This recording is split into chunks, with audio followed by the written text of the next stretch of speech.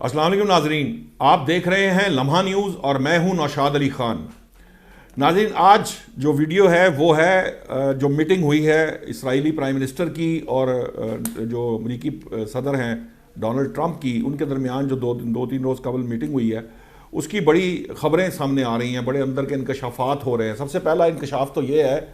کہ اسرائیلی prime minister نے بڑی کوشش کی کہ کسی طریقے سے وہ جو امریکی صدر ہے ان کو وہ اس بات پر راضی نہ ہونے دے کہ وہ ایران سے کوئی ڈیل کریں یا معاملے کو آگے بڑھائیں، لیکن ایرانی جو امریکی صدر ہیں انہوں نے نیتن یاہو صاحب کی بات نہیں سنی۔ اور میں آپ کو یہاں یہ بھی بتا دوں، آپ میرا ہفتے کا جو ویلاگ میں نے کیا تھا،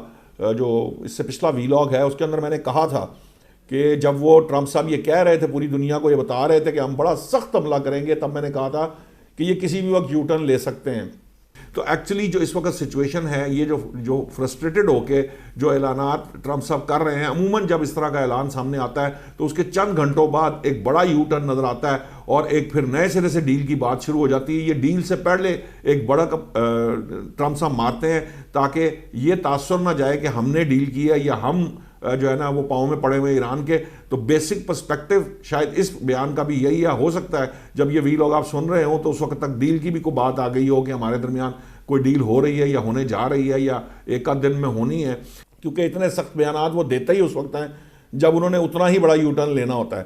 خیر، قصہ مختصر یہ ہے کہ اب معاملہ یہ ہے کہ اسرائیلی پرائم منسٹر کی جو نیتن یاہو صاحب بڑی امیدیں لے کے آئے تھے، ان کی تو امیدوں میں پانی پھر گیا، کیونکہ وہ یہ چاہتے ہیں کہ ایران پر حملے مسلسل جاری رہیں، ان کی جو معاشی جسے کہہ لیجئے کہ شارگ بند رکھی جائے تاکہ ایران جو ہے نا وہ گھٹنے ٹیک دے۔ گھٹنے کس چیز پہ ٹیکنے ہیں، یہ اصل مسئلہ ہے،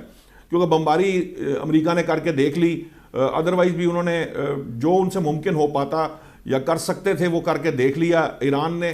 جو ہے نا وہ گھٹنے نہیں ٹیکے۔ اب معاملہ یہ اصل معاملہ جو ہے نا وہ ہے کیا؟ وہ ہے جو کوہ کلانگ ہے نا، وہ سب سے بڑا مشکل اس وقت مسئلہ بنا ہوا ہے۔ یہ وہ پہاڑ ہے جس کے اندر 100 میٹر سے زیادہ اس کی ڈیپتھ ہے، معذرت چاہوں گا، اور جو امریکی B-2 بمبار طیارے ہیں وہ جو بام پھینکتے ہیں، وہ جو بنگر بسٹر ہوتا ہے جس کو عام زبان میں GBU-57 کہا جاتا ہے، وہ 30,000 پاؤنڈ وزنی بام ہوتا ہے۔ وہ پھینک کر بھی کئی پھینکیں، کئی ماریں تو بھی اس کو جو ہے ہو سکتا ہے وہ تباہ نہ ہو، یعنی اس کی جو پروبیبلٹی ہے انتہائی کم ہے کہ وہ جو ایٹمی جوہری تنصیب ہے جس کو کوہ کلانگ کی زیر زمین بنائی جا رہی ہے یا بنی ہوئی ہے، 2020 سے کام ویسے اس پہ جاری ہے، اس کی سیٹلائٹ امیجز بھی پڑے ہوئے گوگل پہ آپ لوگ دیکھ سکتے ہیں۔ یہ کوئی 2 کلومیٹر ہے نتنز سے، اور اصفہان سے 70 ہے، تہران سے یہ 220 کلومیٹر تقریباً یہ اس کا جو محل وقوع ہے وہ اس طرح کا ہے۔ اب معاملہ یہ ہے کہ یہ جو ایٹمی تنصیب ہے نا، یہ اس وقت سردرد بنی ہوئی ہے تمام ویسٹ کے لیے، عرب ممالک کے لیے، اوپر سے کچھ بھی کہتے رہیں لیکن اندر کھاتے وہ ایکچولی یہ چاہتے ہیں کہ کسی طرح سے یہ جو تنصیب ہے یہ تباہ کر دی جائے، اور اس کے اوپر بڑا زور لگایا اسرائیلی پرائم منسٹر نے کہ یہ کسی طریقے سے اس کے اوپر کوئی ایسا عمل کیا جائے کہ یہ ختم ہو جائے، کیونکہ یہ جب تک قائم رہے گی تب تک نیوکلیئر کیپیبلٹی جو ہے وہ ایران کی ختم نہیں کی جا سکے گی۔ اب معاملہ یہ ہے کہ ویسے تو انہوں نے بڑی انٹیلیجنس دینے کی کوشش کی، اندر کی جو خبریں ہیں وہ تو یہ بھی ہیں کہ جو انٹیلیجنس پرووائڈ کرنے کی کوشش کی، جس طرح شام کے ترکیہ کے اگینسٹ شام کے اندر جو ترکیہ کی پریزنس ہے، ملٹری پریزنس، وہ بڑے نقشے وقشے دکھائے انہوں نے ٹرمپ صاحب کو، لیکن ٹرمپ صاحب نے بادر نہیں کیا۔ پھر انٹیلیجنس رپورٹس دیں، ان کو بھی مسترد کر دیا کہ ہمیں آپ کی انٹیلیجنس کی ضرورت نہیں ہے، کیونکہ ان کی انٹیلیجنس ہمیشہ غلط ثابت ہوئی ہے۔ موساد کہنے کو اپنے آپ کو بہت بڑی وہ جو انٹیلیجنس ایجنسی قرار دیتی ہے، لیکن ایکچولی ان کی بہت سی رپورٹس غلط ثابت ہوئی ہیں، بشمول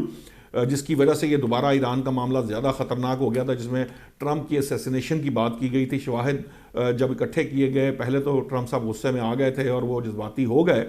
لیکن ان دی اینڈ یہ پتہ چلا کہ ایران کا ایسا کوئی پلان نہیں تھا، یہ سارا اسرائیلی پرائم منسٹر کا گھڑا ہوا جھوٹ تھا۔ بہرطور یہ جو معاملہ ہے یہ اب جو ہے نا بہت زیادہ پرابلمٹک ہے صرف کوہ کلانگ کی وجہ سے، کیونکہ کوہ کلانگ جو ہے وہ اس وقت گلے کی ہڈی بنا ہوا ہے ویسٹرن نیشنز کی، عرب نیشنز کی اور امریکہ کی اور اسرائیل کی، کیونکہ وہ اس کو ابھی تک کے جو جسے کہہ لیجئے کہ تباہ کرنے والے جتنے بھی ہوتے ہیں، یہ اس کو یوزلی کہا جاتا ہے میسو آرڈیننس، جو پینیٹریٹرز ہوتے ہیں جتنے بھی ہوتے ہیں، موپ تمام طرح کے جو امریکہ کے پاس ہیں یا دوسرے ممالک کے پاس ہیں، وہ اس کو بہت کم امکانات ہیں کہ اس کے اوریجنل حصے کو وہ ڈسٹرائے کر سکیں. زیادہ امکان یہی ہے کہ وہ جتنے مرضی بم مار لیں وہ ڈسٹرائے نہیں ہوگی. یہ وہ ایکچوئل مسئلہ ہے کیونکہ اس کی IAEA جو جوہری توانائی سے متعلق ایجنسی ہے اس نے بھی انسپیکشن نہیں کی ہوئی, نہ ان کو اس فیسلٹی کی انسپیکشن کرائی ایران نے. تو اس کی وجہ سے یہ بڑی پرابلم ہے. اب وہاں پر وہ اس کے آنے جانے کے راستے تو تھوڑے بہت ڈسٹرائے کر سکتے ہیں لیکن اس فیسلٹی کو تباہ نہیں کر سکتے جو نیوکلیئر فیسلٹی ہے. یہ وہ ایشو ہے جس کے اوپر سب سے بڑا مسئلہ بنا ہوا ہے, کیونکہ اس کے بعد یہ کہا جا رہا ہے کہ اگر یہ نہیں ہوگا تو پھر ایران کو بات چیت کے ذریعے ہی جو ہے نا وہ اس کے ساتھ اگر وہ نیوکلیئر کو وائنڈ اپ کرنے میں یا رول بیک کرنے میں تیار کر لیتا ہے امریکہ یا یورپین نیشنز یا عرب ورلڈ یا پاکستان, یہ سب مل کر اس کو ایرانی جو نیوکلیئر پروگرام ہے اس کو رول بیک کرا لیتے ہیں تو ہی ممکن ہے. ادروائز کسی ڈسٹرکشن کے ذریعے, کسی بمبارمنٹ کے ذریعے یا کسی اور ذریعے سے یہ شاید ممکن نہ ہو پائے, جس کی وجہ سے جو امریکی صدر ہیں انہوں نے اب مذاکرات کا راستہ اختیار کیا ہے تھک ہار کے. ان کے پاس بھی کوئی چوائس نہیں ہے کیونکہ جب تک یہ فیسلٹی رہے گی تب تک نیوکلیئر کا خطرہ رہے گا, اور یہ ایران خود تو رول بیک کر سکتا ہے, شاید باہر سے کوئی نہ کر پائے, کیونکہ کہتے یہ ہیں بعض اس کے بارے میں بعض اینالسٹ یہ بھی کہتے ہیں کہ یہ نہ صرف جنوبی کوریا, چین اور روس, ان تینوں کی جو مدد سے, یعنی ان کی اسپیشلائز جو ان کی ڈفرینٹ طرح کی کیپیبلٹیز ہیں ان کو ملا کر یہ جو ہے نا اس کو بنایا گیا ہے. اور یہ چونکہ 100 میٹر سے زیادہ گہری ہے اس لیے اس کے اوپر شاید کوئی بم کام نہیں کرے گا. تو اب جو معاملہ ہے زیادہ امکانات یہی ہیں کہ اب ویسٹرن نیشنز, امریکہ, اسرائیل تو خیر کرنے جو کا کچھ ہے ہی نہیں, وہ تو کچھ کر ہی نہیں سکتا, جو عرب ممالک ہیں یہ مل کر ایران کو مجبور کریں گے کہ وہ اپنے ایٹمی پروگرام کو رول بیک کرے, پولیٹیکلی کرے, ڈپلومیٹکلی کرے, اکنامک سینکشن یا اکنامک پریشر جو ہے وہ اس حد تک بڑھایا جائے جس طرح اپنا ہرمز وغیرہ کا معاملہ ہے, یہ کر کے ایران کو کسی طریقے سے مجبور کیا جائے کہ وہ ایران ایٹمی ہتھیار بنانے سے باز آ جائے. ادروائز ملٹریلی یا ملٹری اس کا جو سلوشن ہے وہ نہ امریکہ کے پاس ہے, نہ یورپینز کے پاس ہے, نہ عرب ممالک کے پاس ہے, نہ دنیا کے کسی اور ملک کے پاس ہے. فی الحال یہ سچویشن ایسی ہی ہے. اسی کے